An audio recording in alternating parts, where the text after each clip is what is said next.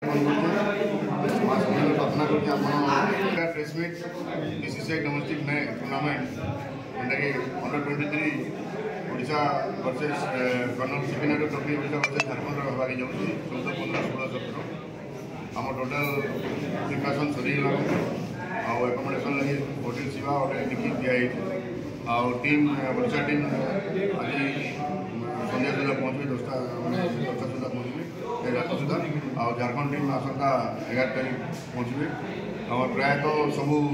ground जहाँ total सब कम सरी आगामी 14, 15, 16, 17 तारीख दिन होगा जो टूर्नामेंट आम से अपेक्षा रही 14 तारीख सुरपुर आम टूर्नामेंट होगा से आम सब डिस्ट्रिक्ट एथलेटिक्स समस्त कर्मकर्ता समस्ते स्पोर्ट्स लवर समस्ते आम टूर्नामेंट आयोजन धन्यवाद देवी ओडिशा क्रिकेट संपादक संजय बेहरा को कि आगामी कुचबिहार ट्रॉफी सेकेंडरी ट्रॉफी आगामी रणजी ट्रॉफी जोटा जल्दी आगु कर जल्दी आमको रणजी ट्रॉफी देते जगह आम